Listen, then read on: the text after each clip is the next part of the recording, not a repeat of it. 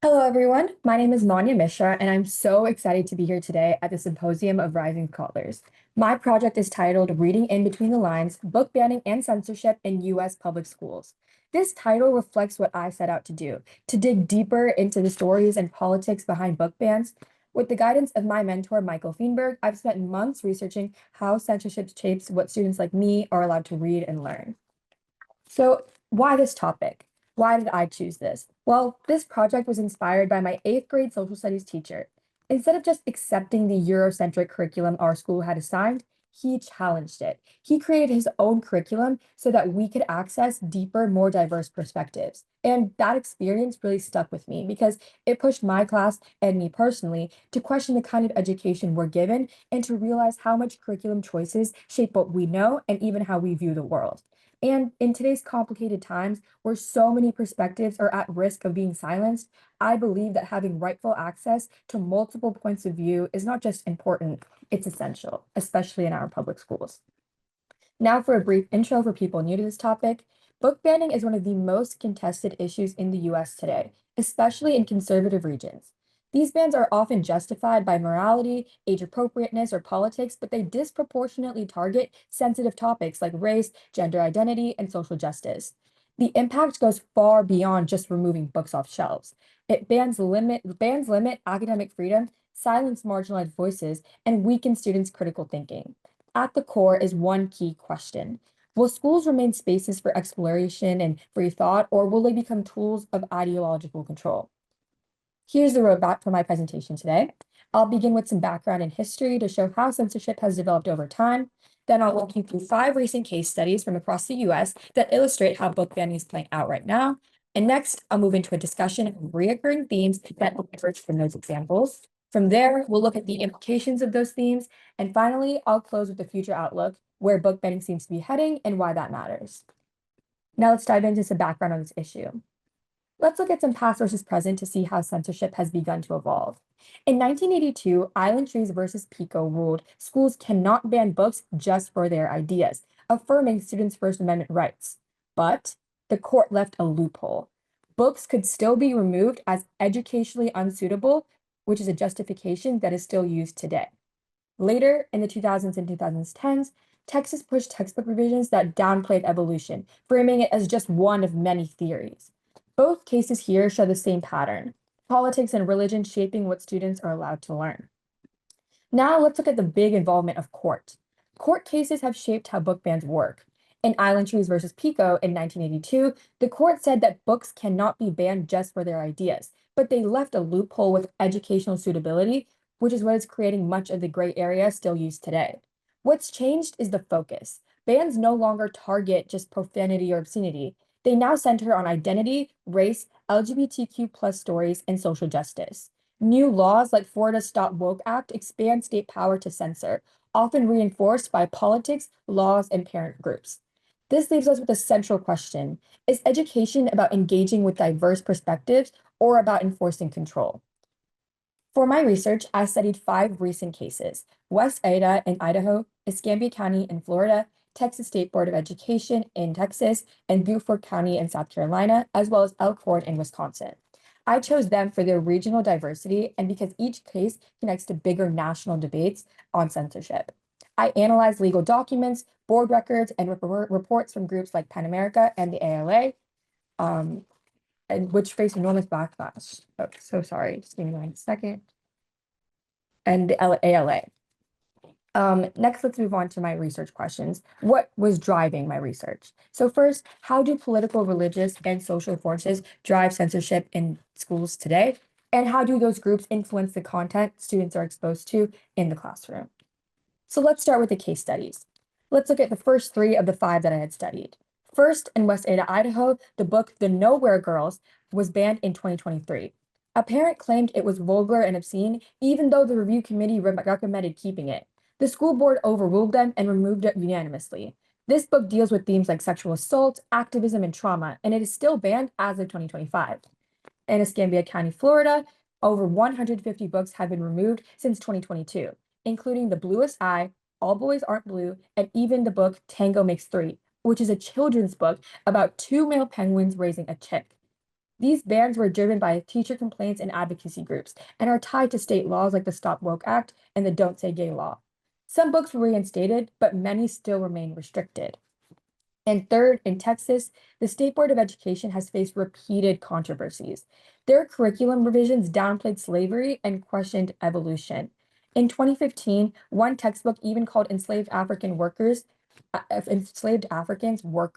after backlash. The language was revised, but because Texas is one of the largest textbook purchasers in the country, its standards shape content on a national level. In Beaufort, South Carolina, nearly 100 books were pulled from shelves in 2022 after complaints, including ones from Moms for Liberty. What's striking here is that the superintendent ordered the removals without even following the district's own policy. The backlash was immediate. Students, educators, and the community spoke up. Eventually, a proper review brought processed most of the books back, but 5 were permanently banned, and some came with restrictions. This case shows just how powerful organized parental groups can be and how important review processes are in protecting intellectual freedom. Then there's Elkhorn, Wisconsin, one of the most dramatic examples. In 2023, a single parent challenged 444 books, including classics like The Grapes of Wrath, The Color Purple, and Fun Home. Because of district policy, all 444 books were removed during the review. Faced enormous backlash. Most of the books were reinstated by 2024, but more than 100 are still restricted, requiring parental permission. In response, the district changed the rules. No more automatic removals. Challengers must read the book in full, and at least 5 cosigners are required to initiate a challenge. This illustrates the disproportionate power that even one individual can have over what thousands of students can and cannot read. Now, let's discuss what all this information I just threw at you means. The common content targets. So across these cases, a clear pattern emerges. The same kind of books are targeted again and again. Books on systemic racism, LGBTQ plus identities, gender identity, and even sexual violence are frequently removed. Not because they're graphic, but because they challenge traditional norms or force readers to face uncomfortable truths. The reality is, these books aren't banned for being inappropriate, they're banned for confronting social norms. It's less about protecting students and more about protecting certain worldviews. Now let's look at the regional and political influences that these book bans come with. Censorship isn't spread evenly. It's concentrated in specific regions. Conservative states like Florida and Texas lead the way, with laws such as the Stop Woke Act giving school boards broad power to remove books on race, gender, or identity. In states like Idaho, South Carolina, and Wisconsin, bans often start with parental complaints, sometimes even from just one person. A key trend is school boards overriding review committees, ignoring the expertise of educators and librarians. At its core, this isn't just about book content. It's part of a broader cultural battle over who decides which stories belong in our classrooms. And then one of the most surprising findings I found is how much power a single person or small group can have over an entire district. In Elkhorn, Wisconsin, one parent challenged 444 books, and all of them were temporarily removed. In Escambia County, Florida, it started with just one teacher's complaints, which snowballed into hundreds of bans. School boards often override these review procedures, listening to loud voices instead of educators. This raises questions about transparency, fairness, and democracy itself, and due process, since students lose access to diverse perspectives. Now, why does this all matter? First, marginalized voices are erased. Books on race, LGBTQ plus identity, or trauma are often the first to go. Second, this creates a narrowed curriculum, leaving students with fewer perspectives and less inclusivity in classrooms. Third, teachers feel pressure to avoid certain books just to avoid controversy, which deprives students rather than protecting them. Fourth, it weakens critical thinking, since students aren't engaging with complex or uncomfortable issues. And finally, there's a democratic risk. Schools should be places of free thought, but censorship risks turning them into tools of control, with consequences far beyond the classroom. So let's wrap up all of what we've learned in a nice little bow.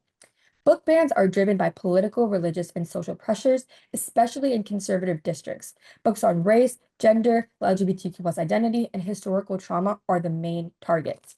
In places like Elkhorn or West Ada, even a single complaint can pull hundreds of books. The result is clear.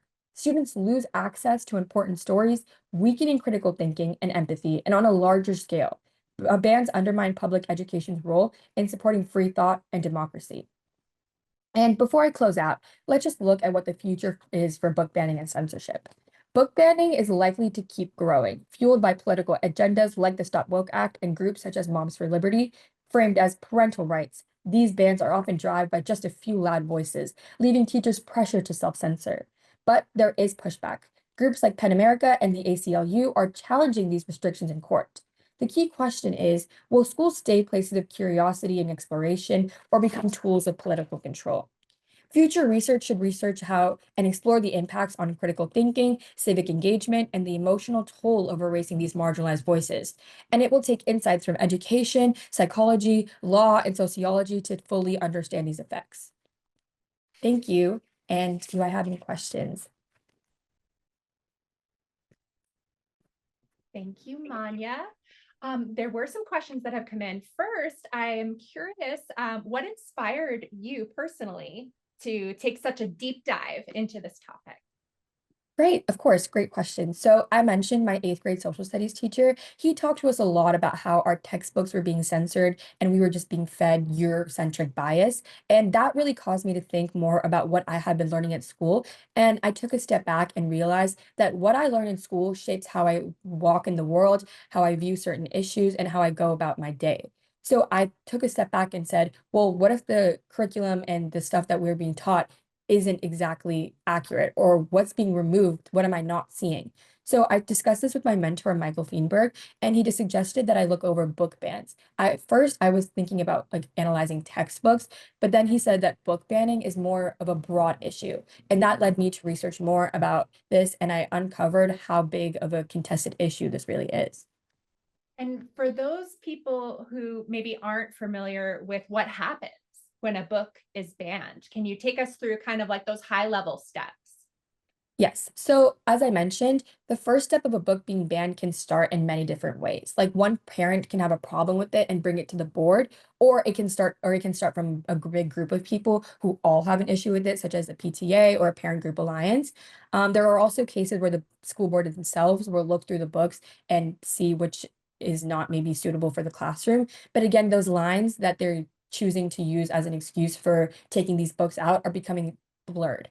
They're talking about how things are obscene or there's profanity, but in reality, they are just covering uncomfortable topics that maybe they don't want their kids to learn in the classroom. And as a reflection of this, students are lacking all the diverse perspectives that they should be, especially fed at young ages. Another question that came from the audience, if you were responsible for a school district and were dealing with book ban requests, how would you handle them? Well, I would handle them. First of all, I would try to keep as much bias out of it. As I mentioned, some school districts are trying to do this.